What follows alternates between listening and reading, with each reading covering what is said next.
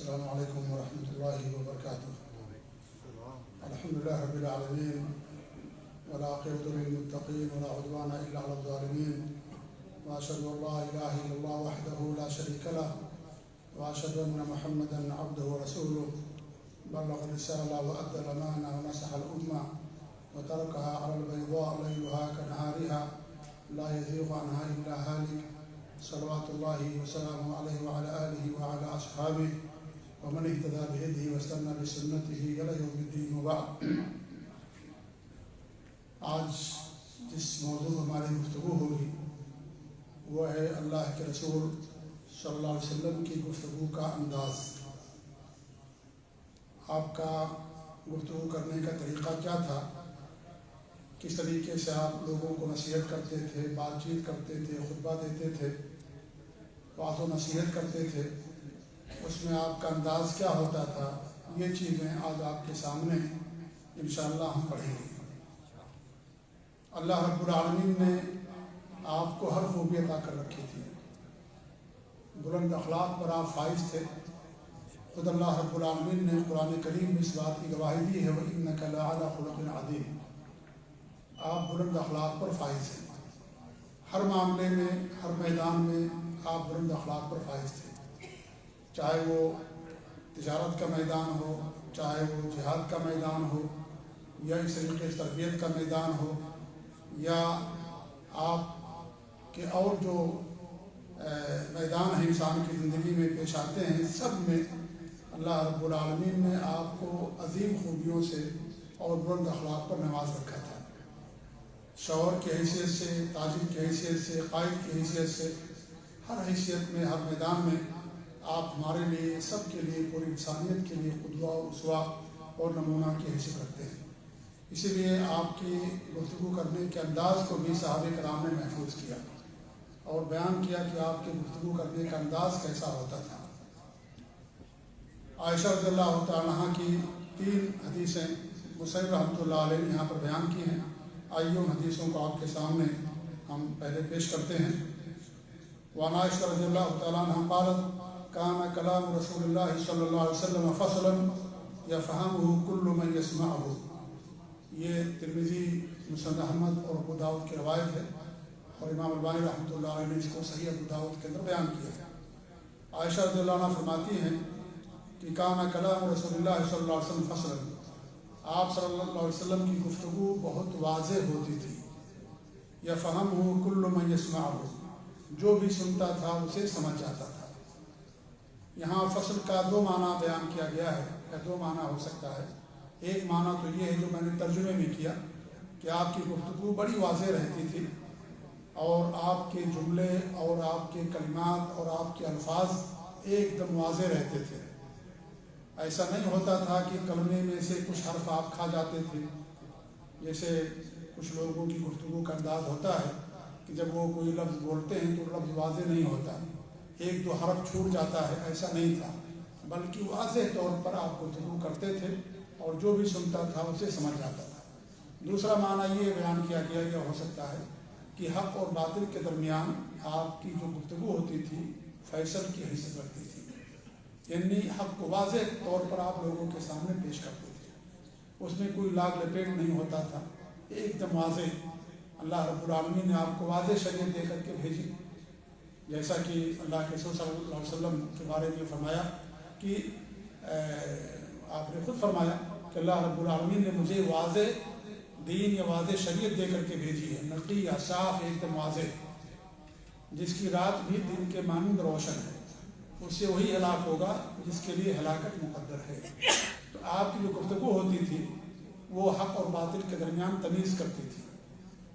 تو فصل کا معنی ایک یہ بھی بیان کیا گیا ہے کہ حق اور باطل کے درمیان فصل کرنے والی گفتگو، یعنی اس میں واضح طور پر باطل کی تردید ہوتی تھی، حق کی وضاحت ہوتی تھی، اور اس میں کوئی شک اور شبہ والی یا شابہ والی کوئی بات نہیں ہوا کرتی تھی۔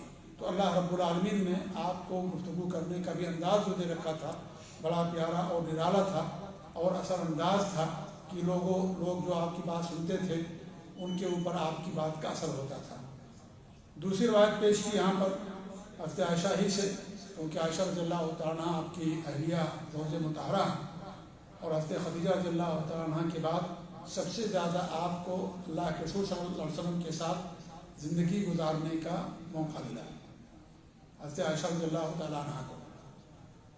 اور اسی لیے دیکھیے سب زیادہ حدیثیں آپ کی عائشہ رضی اللہ تعالیٰ عنہ ہی کی ہیں. یعنی آپ کا عورتوں کے ساتھ کیسا تعلق رہتا تھا، گھر کی زندگی آپ کیسے گزارتے تھے، ان ساری باتوں کو حضرت عائشہ رضی اللہ تعالیٰ عنہ نے بیان کیا. خدیجہ رضی اللہ تعالیٰ عنہ کی تو وفات مکے ہی کے اندر ہو گئی تھی، اگرچہ انہیں لمبی زندگی ملی ہمارے نبی کے ساتھ، لیکن مکے کے اندر مسائل اور احکام کا نزول نہیں ہوا تھا. مسائل اور احکام مدینے کے اندر نازل ہوئے، اسی لیے حضرت عائشہ رضی اللہ تعالیٰ عنہ سے زیادہ حدیثیں مروی ہیں. اللہ نے انہیں بلا کا قوت حافظہ دے رکھا تھا حضرت عائشہ رضی اللہ تعالیٰ عنہ کو، تو وہ انہوں نے آپ صلی اللہ علیہ وسلم کی زندگی کے واقعات کو، گھر کی زندگی کو انہوں نے بیان کیا ہے. تو بیان فرماتی ہیں کان یحدثنا حدیثا لو عدہ العاد الاحصاء، کہ آپ صلی اللہ علیہ وسلم جب ہم سے گفتگو کرتے تو اگر کوئی اسے گننا چاہتا کہ آپ نے کتنے جملے استعمال کیے ہیں، کتنے کلمات آپ نے استعمال کیے ہیں، تو اس کو گننے والا گن سکتا تھا. یعنی جلد بازی میں آپ گفتگو نہیں کرتے تھے، ٹھہر ٹھہر کر کے آپ گفتگو کیا کرتے تھے تاکہ لوگوں کے بات ذہن میں بات اتر جائے. اور یہی اصل بلاغت اور فصاحت ہوتی ہے کہ جو سامعین ہوں، جو لوگ ہوں، ان کا خیال رکھتے ہوئے انسان گفتگو کرے، اور تاکہ اور یہی سمجھانا ہی اصل کلام کا مقصد ہے کہ آپ کی بات لوگوں کے اندر سمجھ میں آ جائے. یہی بلاغت ہے. بلاغت مطلب یعنی آپ کی بات پہنچ گئی ان کے دلوں تک اور اس کا اثر ہوا ان کے دلوں پر. یہی مقصد ہے گفتگو کا اور بلاغت کا، کہ انسان آپ کے مقصد کو سمجھ جائے اور آپ کی بات کو سمجھ جائے. تو حضرت عائشہ فرماتی رضی اللہ تعالیٰ عنہ کہ اگر کوئی گننا چاہتا تو گن سکتا تھا. ایک مجلس میں جب آپ کی گفتگو ہوتی تو آپ کوئی گننا چاہتا تو آپ کی گفتگو کو، کلمات کو اور آپ کے جملوں کو گن سکتا تھا. اس طریقے سے ٹھہر ٹھہر کر کے اور یعنی آرام کے ساتھ آپ گفتگو کیا کرتے تھے. اس طریقے سے ایک تیسری روایت انہوں نے پیش کی یہاں پر، وہ بھی حضرت عائشہ رضی اللہ تعالیٰ عنہ ہی سے مروی ہے. انہ لم یکن یسرد الحدیث کسردکم، فرماتی ہیں کہ تمہاری طرح اللہ کے رسول صلی اللہ علیہ وسلم جلدی جلدی گفتگو نہیں کرتے تھے. جیسے تم بڑی جلدی کے ساتھ گفتگو کرتے ہو، اس طریقے سے جلدی جلدی گفتگو نہیں کرتے تھے، بلکہ آپ جو ہے ٹھہر ٹھہر کر کے آرام سے گفتگو کیا کرتے تھے تاکہ ہر جملہ انسان کو سمجھ میں آ جائے. تو ان تینوں حدیثوں میں آپ کی گفتگو کا انداز عائشہ رضی اللہ تعالیٰ عنہ نے یہاں پر بیان کیا ہے. آپ کی گفتگو کا انداز اور بھی تھا، اگرچہ یہاں پر نہیں بیان کیا گیا. جیسے صحیح بخاری کی ایک حدیث کے اندر آتا ہے کان اذا تکلم بکلمۃ اعادها ثلاثا حتى تفهم منه، کہ جب آپ کوئی بات کرتے تھے تو اس کلمے کو آپ تین مرتبہ دہرایا کرتے تھے، یہاں تک کہ کلمہ اور وہ بات آپ سے سمجھ لیا جاتا تھا. عام طور پر آپ سے دہرایا کرتے تھے ضرورت کے تحت، یہ نہیں کہ ہر کلمے کو آپ تین بار دہراتے تھے، ضرورت کے تحت. تو جس چیز کی زیادہ اہمیت ہوتی ہے انسان اسے بار بار کہتا ہے، اس پر زور دیتا ہے. تو اگر بہت زیادہ اہمیت والی گفتگو ہوتی تھی تو اسے آپ تین مرتبہ دہرا دیا کرتے تھے تاکہ لوگ اسے سمجھ جائیں. اس طریقے سے جب آپ گفتگو کرتے تھے بہت بلند آواز سے گفتگو نہیں کرتے تھے، الا یہ کہ اگر آپ خطبے میں ہوتے تھے یا کسی کو ڈرانے والی بات ہوتی تھی تو اس صورت میں آپ بلند آواز میں گفتگو کیا کرتے تھے. جیسا کہ خطبے کے تعلق سے آپ کے بارے میں آتا ہے کہ آپ جب خطبہ دیتے تھے تو آپ کی آنکھیں سرخ ہو جاتی تھیں، آنکھیں آپ کی سرخ ہو جاتی تھیں اور ایسا لگتا تھا کہ آپ لشکر سے لوگوں کو ڈرا رہے ہیں کہ لشکر تم پر حملہ آور ہونے والا ہے، صبح میں حملہ کر دے گا، رات میں حملہ کر دے گا. اسے ڈرانے کے لیے آپ بلند آواز میں لوگوں کو خطاب کیا کرتے تھے اور آپ کی آنکھیں سرخ ہو جایا کرتی تھیں. آپ کبھی کبھی گفتگو کے دوران ناراض بھی ہو جاتے تھے. جب حدود کی پامالی ہوتی تھی، شریعت کی پامالی ہوتی تھی تو آپ صلی اللہ علیہ وسلم ناراض بھی ہو جایا کرتے تھے، جیسا کہ حدیثوں کے اندر آتا ہے. اور آپ کے چہرے پر اس کا اثر بھی نمایاں ہوتا تھا کہ گویا کہ آپ چہرے پر سرخ انار نچوڑ دیا گیا ہے. جیسا کہ حدیث کے اندر آتا ہے کہ آپ صلی اللہ علیہ وسلم کے پاس 3 صحابہ کرام تشریف لائے اور تینوں نے اللہ کے رسول صلی اللہ علیہ وسلم کی عبادت کا حال پوچھا کہ آپ کس طریقے سے اللہ تعالیٰ کی بات کرتے ہیں. تو آپ کی ازواج مطہرات نے بتا دیا کہ آپ اس طریقے سے اللہ کی بات کرتے ہیں، رات کو تہجد بھی پڑھتے ہیں، سوتے بھی ہیں، روزہ بھی رکھتے ہیں، روزہ بھی نہیں رکھتے ہیں، اور اس طریقے سے آپ کی پوری زندگی بتا دی کس طریقے سے آپ کی بات کا حال ہے۔ تو انہوں نے صحابہ کرام نے تینوں جو تھے گئے تھے، انہوں نے اسے کم سمجھا اور کہا کہ بھئی یہ تو ہماری نجات کے لیے کافی نہیں، ہم کو اور زیادہ کرنے کی ضرورت ہے۔ اللہ کے رسول صلی اللہ علیہ وسلم اس وقت وہاں تشریف فرما نہیں تھے۔ جب گھر تشریف لائے تو آپ کی بیویوں نے آپ کو بتایا کہ ایسی ایسی بات ہوئی ہے، تو آپ ناراض ہو گئے، آپ سخت ناراض ہو گئے، اور گویا کہ آپ کے چہرے میں انار نچوڑ دیا گیا ہو، یعنی یہ اشارہ اس بات کی طرف کہ آپ کا چہرہ، آپ کا رخسار مبارک سرخ ہو گیا، اس قدر آپ ناراض ہو گئے، اور کہے کہ میں تم میں سے زیادہ اللہ تعالیٰ سے ڈرنے والا ہوں، اللہ تعالیٰ کا تقویٰ اختیار کرنے والا ہوں، میں روزہ بھی رکھتا ہوں، روزہ بھی رکھتا ہوں، نماز بھی پڑھتا ہوں، رات میں سوتا بھی ہوں، عورتوں کے پاس بھی جاتا ہوں، گوشت بھی کھاتا ہوں، جو میری سنت سے اعراض کرے گا وہ مجھ سے نہیں ہوگا۔ آپ ناراض ہو گئے، کیونکہ اسلام ہمیں رہبانیت کی تعلیم نہیں دیتا ہے کہ انسان بیوی کو چھوڑ کر کے، بچوں کو چھوڑ کر کے الگ تھلگ زندگی گزارے، معاشرے سے الگ تھلگ زندگی گزارے، سب سے کٹ کر کے زندگی گزارے۔ ہمیں اسلام اس کی تعلیم نہیں دیتا ہے، بلکہ اسلام ہمیں اس بات کی تعلیم دیتا ہے کہ سارے رشتہ داروں کے آپ حقوق ادا کیجیے، سب کا حق ادا کریں، سب کے ساتھ زندگی گزاریں۔ اسی لیے اللہ رب العالمین نے احکام کو، دین کو آسمان سے دنیا پر نازل کیا۔ یہ دنیا میں چلنے والے نظام ہیں، یہ نظام جو اللہ تعالیٰ کا دین ہے دنیا کے لیے ہے، یہ آسمانوں کے لیے نہیں ہے۔ یہ نظام، یہ دین اللہ نے اس کو آسمان سے دنیا کے اندر نازل فرمایا۔ دنیا میں انسان بستے ہیں، انسانوں کے لیے اللہ نے اس کو نازل کیا ہے۔ اس لیے اللہ تعالیٰ کا دین سب کے لیے ہے، پوری انسانیت کے لیے ہے۔ تو یہ ہمارا دین نہیں کہتا ہے کہ انسان سب سے الگ تھلگ ہو کر کے زندگی گزارے۔ آپ لوگوں کے ساتھ اٹھتے بیٹھتے تھے، لوگوں کے ساتھ جو ہے چلتے پھرتے تھے، اور لوگوں کے ساتھ آپ اس طریقے سے رہتے تھے کہ اگر کوئی اجنبی آتا تو نہیں جان پاتا تھا کہ اس میں اللہ کے رسول صلی اللہ علیہ وسلم کون ہے، بتانا پڑتا تھا کہ اللہ کے رسول صلی اللہ علیہ وسلم ہی ہیں۔ اس طریقے سے اجنبی آدمی جو ہے نہیں پہچان پاتا تھا۔ تو سفر میں آپ جاتے تھے تو لوگوں کے ساتھ اٹھتے بیٹھتے تھے، اور خود آپ پر لیے کوئی ذمہ داری لے لیتے تھے۔ سفر کے دوران آپ سفر میں ذمہ داریاں تقسیم کر دیا کرتے تھے صحابہ کرام کی، تو کوئی ذمہ داری آپ بھی لے لیا کرتے تھے کہ یہ ذمہ داری میں ادا کروں گا۔ جی ہاں، تو کبھی کوئی صحابی کچھ کہتا تو آپ کہتے کہ کیا میں تم سے کمزور ہوں کیا؟ اللہ نے مجھے بھی طاقت دی ہے، میں بھی کروں گا۔ غزوہ خندق میں آپ سب کو معلوم ہے کہ لوگوں کے ساتھ آپ خندق کھودنے میں شریک تھے، پیٹ پر پتھر بدے ہوئے ہیں لیکن آپ خندق کھودنے کے اندر مصروف ہیں۔ خانہ کعبہ کی تعمیر ہوئی، آپ نے اس کے اندر حصہ لیا۔ مسجد نبوی کی تعمیر ہوئی، آپ نے اس کے اندر حصہ لیا۔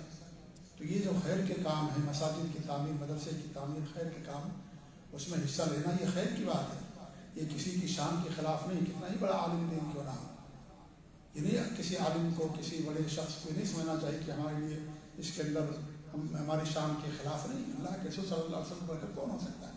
آپ مسجد کی تعمیر باقاعدہ حصہ لیتے تھے، اینٹ دھوتے تھے اپنی پیٹھ مبارک پر رکھ کر کے، خانہ کعبہ کی تعمیر میں آپ نے حصہ لیا۔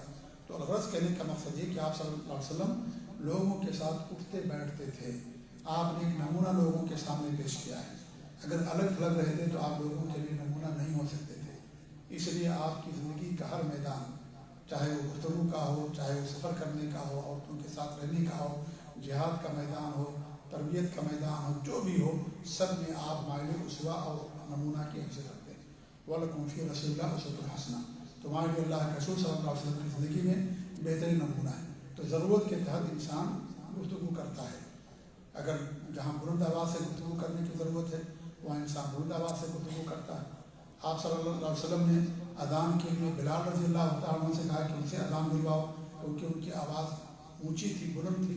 خواب دیکھا ابن عبد ربی نے، اور آ کر کے خواب کتاب جو ہے بیان کے اللہ کے رسول صلی اللہ علیہ وسلم سے، عمر رضی اللہ عنہ بھی خواب دے رکھا تھا یہی خواب، لیکن آپ نے ان سے کہا کہ ان کو بیان بتا دو کہ ان کو بلال رضی اللہ تعالیٰ عنہ، ان کی آواز بلند تھی، اذان میں بلند آواز کی ضرورت ہوتی ہے۔ تو جہاں جیسی ضرورت ہوا انسان اس طریقے سے گفتگو کرتا ہے، لیکن آپ کی گفتگو کا جو عام انداز ہوتا تھا وہ یہ کہ آپ ٹھہر ٹھہر کر کے گفتگو کرتے تھے، جلد بازی سے پرہیز کرتے تھے، اور آرام آرام سے گفتگو کرتے تھے، اللہ یہ کہ اس کی ضرورت ہو۔ تو کبھی کبھی جب دین کے خلاف کوئی بات ہوتی تھی تو آپ ناراض ہو جاتے تھے، آپ کے چہرے پر اس کا اثر نمایاں ہوتا تھا۔ حضرت عبداللہ بن عمر بن عاص فرماتے ہیں کہ ایک مرتبہ لوگ تقدیر کے بارے میں گفتگو کرتے تھے تو مجلس کے اندر، تو اللہ کے رسول صلی اللہ علیہ وسلم گزر ہوا تو آپ ناراض ہو گئے، سخت ناراض ہو گئے. اور عبداللہ بن عمر بن عاص فرماتے ہیں کہ جب بھی میں آپ کی مجلس سے دور رہتا تھا تو مجھے افسوس ہوتا تھا، لیکن یہ ایسی مجلس تھی جس میں اس میں حاضر نہ ہونے کی بنا پر مجھے فخر ہے یا مجھے یہ سعادت حاصل ہے کہ اس مجلس کے اندر میں حاضر نہیں تھا، جہاں چند لوگ بیٹھ کر کے تقدیر کے بارے میں گفتگو کر رہے تھے. تقدیر پر ایمان رکھنا ضروری ہے، اس کی ڈیٹیل میں جانا، تفصیل اور گہرائی میں جانا، اس سے اللہ کے رسول صلی اللہ علیہ وسلم نے منع فرمایا. تو آپ صلی اللہ علیہ وسلم ناراض ہو گئے. تو عبداللہ بن عمر بن عاص فرماتے ہیں کہ بھئی مجھے خوشی ہوئی کہ میں اس مجلس کے اندر شریک نہیں تھا، کیونکہ آپ نے ناراضگی کا اظہار فرمایا. اس طریقے سے اسامہ بن زید رضی اللہ تعالیٰ عنہ نے جب ایک شخص کو قتل کر دیا جنہوں نے کلمہ پڑھ رکھا تھا تو آپ ان سے ناراض ہو گئے اور بار بار ان سے کہتے رہے قتل تاجر المسلم، تم نے مسلمان کو قتل کر دیا، مسلمان کو قتل کر دیا. حضرت اسامہ فرماتے ہیں کہ میں تمنا کرنے لگا کاش اس سے پہلے میں اسلام نہ لایا ہوتا، آج اسلام قبول کرتا نہیں، کیونکہ اسلام پرانے گناہوں کو مٹا دیتا ہے. شرک ہے، کفر ہے، جتنے بھی انسان گناہ کرتا ہے اسلام اس کو اٹھا دیتا ہے. الاسلام یہدم ما کان قبلہ، جیسا کہ اللہ کے رسول کے حدیث ہے. عبداللہ بن عمر بن عاص رضی اللہ عنہ کے رسول کے پاس جب ایمان لانے کے لیے تشریف لائے تو بیعت کرنا چاہا تو انہوں نے اپنا ہاتھ کھینچ لیا. تو ہمارے نبی نے کہا کیوں ہاتھ کھینچ رہے ہو؟ تو انہوں نے کہا اس لیے کھینچ رہا ہوں کہ میں نے بہت گناہ کیا ہے. تو کیا اسلام لانے سے ہمارے سارے گناہ دھل جائیں گے، مٹ جائیں گے؟ تو ہمارے نبی نے فرمایا کہ ہاں، اسلام لانے سے سارے گناہ مٹ جائیں گے. اس طریقے کی ہجرت کرنے سے سارے گناہوں کو اللہ مٹا دیتا ہے. توبہ کرنے سے اللہ تعالیٰ سارے گناہوں کو مٹا دیتا ہے. تو توبہ بھی سارے گناہوں کو مٹا دیتی ہے.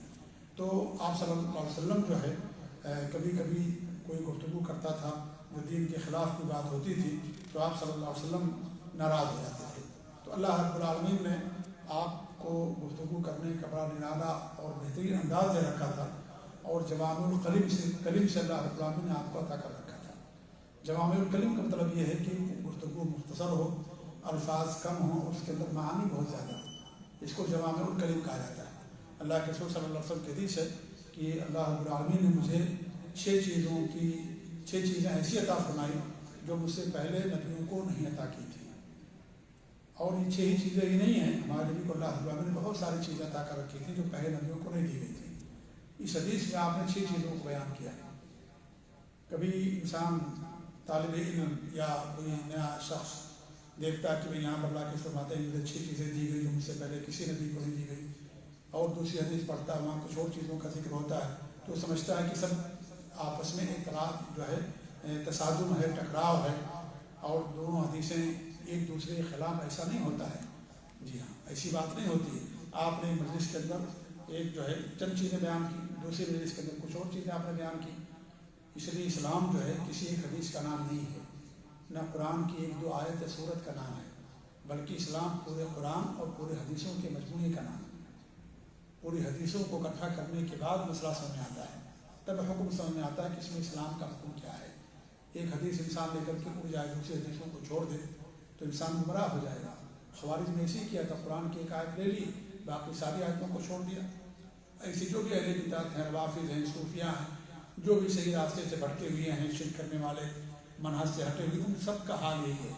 قرآن کی ایک آیت لے لیں گے، باقی ساری آیتوں کو چھوڑ دیں گے. ایک حدیث لے لیں گے، باقی ساری حدیثوں کو چھوڑ دیں گے.